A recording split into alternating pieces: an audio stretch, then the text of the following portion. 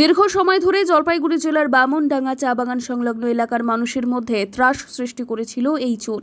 নিত্যদিন শ্রমিকদের বাড়িতে পালন করা পশুদের ওপর লাগাতার চলছিল আক্রমণ। বাণিজ্যিক আর্থিক ক্ষতির পাশাপাশি চোরের ভয়ে আতঙ্কেই থাকতে হচ্ছিল তাদের।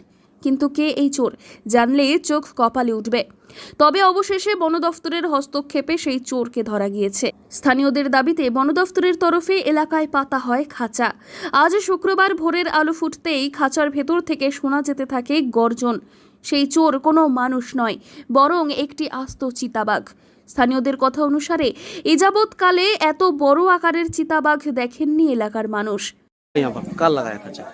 यहाँ पर कल खचाया लगाया हुआ था बाघ फंसाने के लिए। हाँ। क्योंकि इसका पहले हमारा गाय बकरी सबका बहुत सारा गांव में गांव घुस कर भी खा चुका है।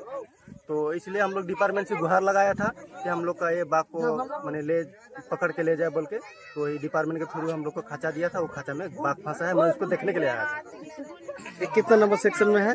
ये एक 6 बामनडंगा 1 6 सेक्शन।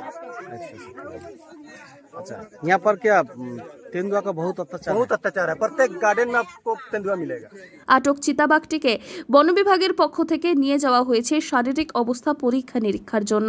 এরপর গভীর জঙ্গলে পুনরায় ছেড়ে দেওয়া হবে বলেই জানা গিয়েছে। জলপাইগুড়ি থেকে সুরজিৎদের রিপোর্ট, লোকাল 18 বাংলা।